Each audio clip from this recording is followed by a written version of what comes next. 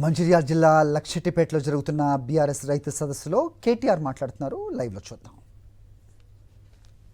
కార్యదర్శి శ్రీ జీవన్ రెడ్డి గారు, గౌరవనీయులు పెద్దలు మాజీ మంత్రివర్యులు బాల్కొండ శాసనసభ్యులు అన్న శ్రీ వేముల ప్రశాంత్ రెడ్డి గారు, గౌరవనీయులు మన గౌరవ శాసనసభ్యులు కోరుట్ల నియోజకవర్గ ఎమ్మెల్యే సోదరులు డాక్టర్ సంజయ్ గారు, ఆసిఫాబాద్ ఎమ్మెల్యే సోదరి, మరి ఎక్కడ ఆదిలాబాద్ ఉమ్మడి జిల్లాలో సమస్య ఉన్నా చెన్నూరైనా మంచిర్యాలైనా ఖానాపూర్ అయినా ఎల్లవేళలా పార్టీ కోసం పనిచేసే మనందరి ఆడబిడ్డ శ్రీమతి కోవా లక్ష్మి గారు, గౌరవనీయులు సిర్పూర్ మాజీ ఎమ్మెల్యే పెద్దలు శ్రీ కోనేరు కోనప్ప గారు, బెల్లంపల్లి మాజీ ఎమ్మెల్యే శ్రీ దుర్గం చిన్నయ్య గారు, గౌరవనీయులు మీ అందరికీ సుపరిచితులు ఈరోజు మంచిర్యాల నియోజకవర్గంలోనే గాను చెన్నూరు నియోజకవర్గంలో కూడా అదేవిధంగా హైదరాబాద్లో కేసీఆర్ గారితో అత్యంత సన్నిహితంగా ఉండే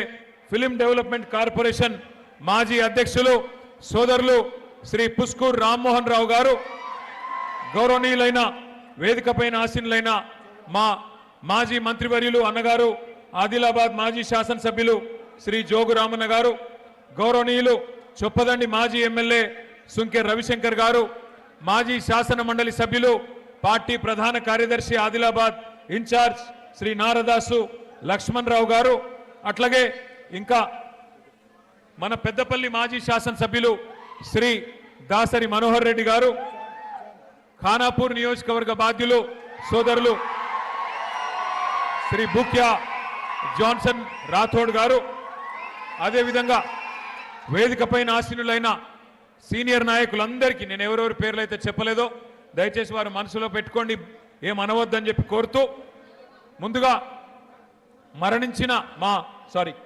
మన్నించాలి నేను మా చందర్ గారు రామగుండం మాజీ శాసనసభ్యులు వారి పేరు చెప్పడం మర్చిపోయాను. చందర్ గారికి ఇంకా ఎవరెవరి పేరు చెప్పలేదో వారందరూ కూడా దయచేసి ఏమనుకోవద్దని చెప్పి కోరుతూ మరి మే 5, 2026 నాడు మరణించిన 4 రైతులు తనుగుల నాగరాజ్ గారు గంపలపల్లి, తనుగుల అభిరామ్ గారు వారిది కూడా గంపలపల్లి, గుండారపు వెంకటేష్ గారు కొత్తూరు, నెలికి లచ్చన్న గారు ముత్యంపేట, ఈ 4 రైతులు మరి వారందరి ఆత్మ శాంతించాలని చెప్పి మనస్ఫూర్తిగా మరి మనందరి తరపున కూడా ఆ భగవంతుణ్ణి ప్రార్థిస్తూ ఇవాళ మనందరం కూడా ఇక్కడికి ఎందుకు వచ్చినామో మీ అందరికి తెలుసు. కాంగ్రెస్ తెచ్చిన కరువుతో, కాలం తెచ్చిన కరువుతో కాదు, కాంగ్రెస్ బలవంతంగా మన మీద రుద్దుతున్న కరువుతో రైతాంగం అల్లాడుతున్నా, పంటలు పండక, వేసిన విత్తనాలు మొలకెత్తక, పుట్టెడు దుఃఖం వెంటాడుతున్నా అన్ని దిగముంగికొని ఇక్కడికి తరలి వచ్చిన మా రైతన్నలందరికీ శిరస్సు వంచి హృదయపూర్వకంగా నమస్కారం చేస్తా ఉన్నా. అట్లాగే మీ అందరికీ తెలుసు మే 5, 2026 నాడు మంచిర్యాలలో జరిగింది రైతు సోదరులకు ఒక మహా విషాదం. ఒకటే నియోజకవర్గంలో ప్రభుత్వం పంటలు కొనకపోతే కొనుగోలు కేంద్రాలలో కాపు కాసి అక్కడే ఉండి ఎక్కడ మా పంట నష్టమవుతుందో అని చెప్పి భయంతోని కదలకుండా ధాన్యాన్ని కాపాడుకునే ప్రయత్నంలో 4 అన్నదాతలు మృత్యువాత పడ్డారు. ప్రభుత్వ నిర్లక్ష్యం వల్ల తెచ్చిన ధాన్యాన్ని 30 రోజులు 60 రోజులు కొనేటోడు దిక్కులేడు, సంచులిచ్చేటోడు దిక్కులేడు. ఈ దిక్కు దివానం లేని ప్రభుత్వంలో అన్నదాతకు మరి దిక్కులేని పరిస్థితి వస్తే ఆ పంటను కాపాడుకునే ప్రయత్నంలో ఆ కొనుగోలు కేంద్రం దగ్గరే కాపుగా చున్నప్పుడు గోడ కూలింది. గోడ కూలితే 4 రైతులు చనిపోవడం జరిగింది. 4 రైతులు చనిపోతే ప్రధాన ప్రతిపక్ష నాయకులు, ప్రధాన ప్రతిపక్ష పార్టీకి సంబంధించిన బీఆర్ఎస్ పార్టీకి సంబంధించిన నాయకత్వం మాజీ ఎమ్మెల్యే మా దివాకర్ రావు గారు, మా జీవన్ రెడ్డి గారు మాజీ మంత్రి గారు 8 గంటలు ధర్నా చేసినా దున్నపోతు మీద వానబడ్డట్టు ప్రభుత్వం నుంచి స్పందన రాలే.